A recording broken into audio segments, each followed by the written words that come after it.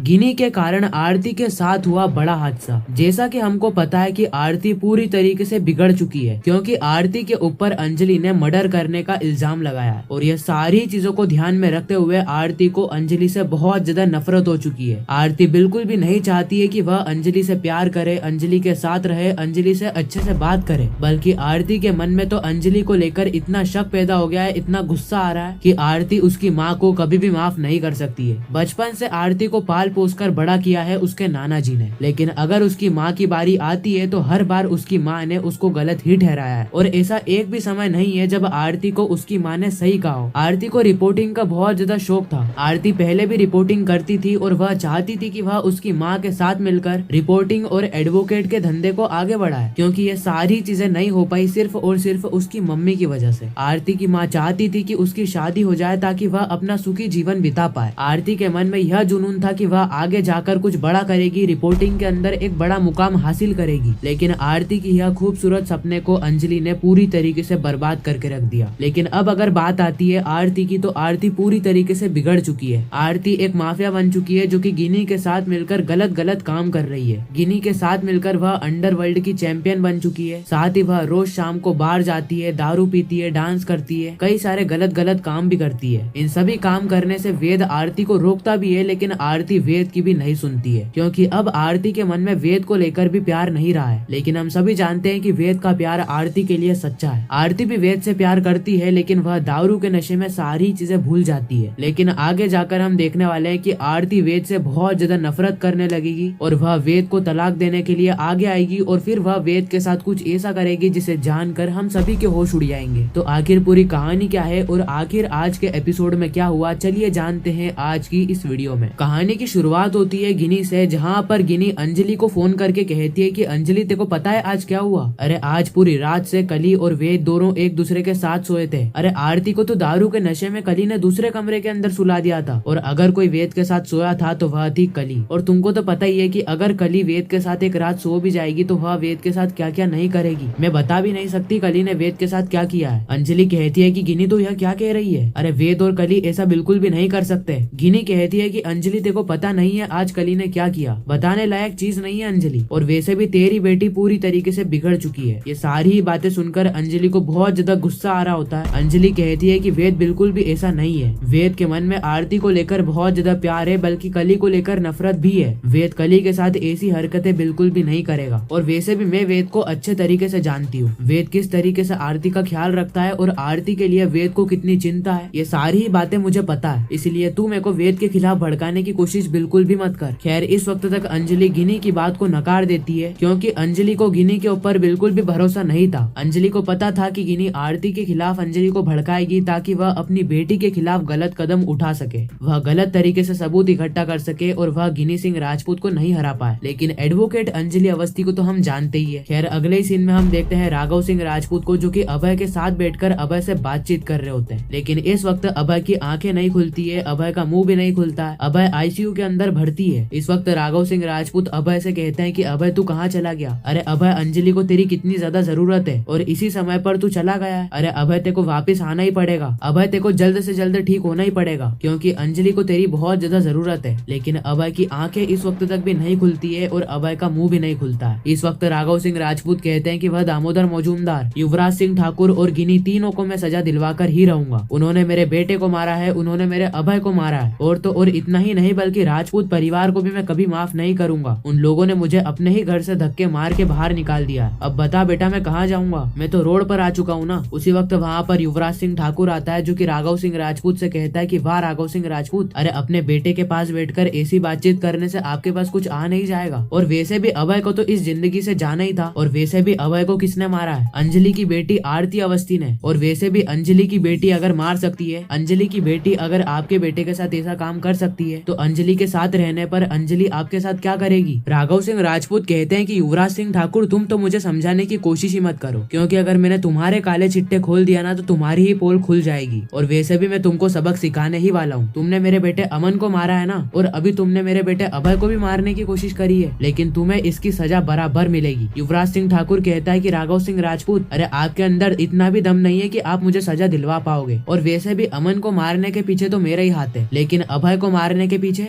आपकी चाहने वाली अंजलि अवस्थी की बेटी का हाथ है। अरे अंजलि अवस्थी की बेटी ने तो आपको राजपूत परिवार से भगा भी दिया है, पूरे राजपूत परिवार ने मिलकर आपको भगा दिया है। और वैसे भी आप मुझे सजा कैसे दिलवाएंगे? अरे एडवोकेट तो आप पहले थे ना, अभी तो आप फकीर बन चुके हैं, अभी तो आप भिखारी बन चुके हो, अभी तो आपके पास फूटी कौड़ी भी नहीं है जिससे आप मुझे सजा दिलवा सको। राघव सिंह राजपूत कहते हैं कि युवराज सिंह ठाकुर मुझे सजा दिलवाने के अंदर ना 2 मिनट नहीं लगेंगे, और वैसे भी मेरे पास 1 मैन आर्मी है, यानी एडवोकेट अंजलि अवस्थी। अगर एडवोकेट अंजलि अवस्थी तुम्हारे सामने आ गई ना तो वह तुम्हें इतने चाटे मारेगी कि पूरे सदियों भर तुम याद रखोगे। उसी वक्त वहाँ पर अंजलि आ जाती है और अंजलि युवराज सिंह ठाकुर को जोरदार चाटा मारती है। ये सीन देखने के बाद मानो हमारे मन को सुकून मिल चुका था, क्योंकि जो राघव सिंह राजपूत जिसको राजपूत परिवार ने भगा दिया है, जिसमें राघव सिंह राजपूत की कोई गलती भी नहीं थी, उसके पीछे भी राघव सिंह राजपूत को युवराज सिंह ठाकुर इतना सुनाता है, इतना सुनाता है जिसकी कोई हद नहीं। लेकिन अंजलि वहाँ पर आ जाती है जो कि युवराज सिंह ठाकुर को चाटे पे चाटे मारती है, युवराज सिंह ठाकुर का गाल लाल कर देती है और कहती है कि बुजुर्ग के ऊपर चिल्लाने का, बुजुर्ग के ऊपर हाथ उठाने का आपके पास कोई भी हक नहीं है। अंजलि सारे ही सेक्शन युवराज को बता देती है और चाटे पे चाटे मारने लगती है। खैर ये सारी चीजें देखने के बाद युवराज सिंह ठाकुर वहाँ से चला जाता है और अंजलि राघव सिंह राजपूत को बताती है कि आप टेंशन बिल्कुल भी मत लो पापा, क्योंकि यह एडवोकेट अंजलि अवस्थी आपके साथ खड़ी है। यह एडवोकेट अंजलि अवस्थी आपको सारे केस जिताएगी, आपकी मदद करेगी और आपके साथ जिंदगी भर खड़ी रहेगी। और वैसे भी पापा आपको किसने कहा कि आप फुटपाथ पे आ चुके हो? अरे आपके पास तो महल जैसा घर है, आपके पास तो पूरी अंजलि अवस्थी की चौल पड़ी है। जितनी कीमत अंजलि अवस्थी की चौल की है ना, उतनी कीमत तो राजपूत परिवार की भी नहीं होगी। और वैसे भी आप अंजलि अवस्थी के घर पे रहना ना। अरे अंजलि अवस्थी का घर कितना आलीशान है आपको पता भी है। अरे आपको आपका स्वादिष्ट खाना खिलाऊंगी, आपकी देखभाल करूंगी, और वैसे भी और क्या चाहिए आपको फुटपाथ पर नहीं रहने दूंगी, ये मेरा वादा है आपसे। और वैसे भी वह गिनी अवस्थी आपसे क्या कह रही थी, वो आपसे पेड़ दबवाएगी, आपसे खाना बनवाएगी। अरे आपके सारे काम मैं कर दूंगी, जरूरत पड़ने पर मैं गिनी अवस्थी के पेड़ दबा दूंगी, लेकिन आपको यह सारे ही गिरे हुए काम मैं नहीं करने दूंगी। अंजलि राघव सिंह राजपूत की देखभाल करने लगती है और राघव सिंह राजपूत को अपना मना लेती है। उसी वक्त वहाँ पर महक आती है जो कि अभय के पास बैठकर अभय से कह रही होती है कि अभय भैया आपको वापस आना ही पड़ेगा, अंजलि अवस्थी को आपकी बहुत ज्यादा जरूरत है, राघव सिंह राजपूत को आपकी बहुत ज्यादा जरूरत है, और ऐसे समय पर आप कोमा में चले गए हो। अरे भैया आपको वापस आना ही पड़ेगा और आपको राजपूत परिवार राघव भैया को दिलाना ही पड़ेगा। अरे पापा को राजपूत परिवार से निकाल दिया है। यह बात सुन के उनके चेहरे पर से हंसी ही गायब हो चुकी है। वह फुटपाथ पे आ चुके हैं, अंजलि अवस्थी के साथ रह रहे हैं, लेकिन आपको वापस आना ही पड़ेगा और अंजलि अवस्थी को आपकी जरूरत भी है, आपको राजपूत परिवार वापस दिलवाना ही पड़ेगा। खैर इस वक्त तक महक बहुत ज्यादा इमोशनल हो जाती है। खैर अगले सीन में हम देखते हैं अंजलि को, जहाँ पर अंजलि मौजूमदार परिवार पहुंच जाती है, क्योंकि गिनी ने इस वक्त तक राघव सिंह राजपूत को कहा था खाना बनाने के लिए, पेड़ दबवाने के लिए, और अंजलि मौजूमदार परिवार में जाकर ये सारे ही काम कर रही होती है। जहाँ पर गिनी अंजलि को बताती है कि अंजलि तेको पता है, आरती ने अभय को मारने के बाद रोज रात को जाकर दारू पीती है, अलग अलग हरकतें करती है, और इतना ही नहीं बल्कि तेको पता है कल रात को क्या हुआ? कल रात को वेद और कली एक साथ सोए थे, और तेको पता ही है कि कली वेद के साथ सोएगी तो क्या क्या करेगी। खैर अंजलि ये सारी चीजें सुनकर बहुत ज्यादा हैरान हो जाती है। उसी वक्त वहाँ पर आरती आ जाती है जो कि शराब पीने के लिए बार में जा रही होती है। अंजलि ये सारी चीजें देखकर हैरान हो जाती है और इसी के साथ यह एपिसोड भी यहीं पर ही खत्म हो जाता है। बाकी मैं मिलता हूँ किसी नेक्स्ट इंटरेस्टिंग रिकेप के साथ किसी नए वीडियो में, जब तक के लिए गुड बाय।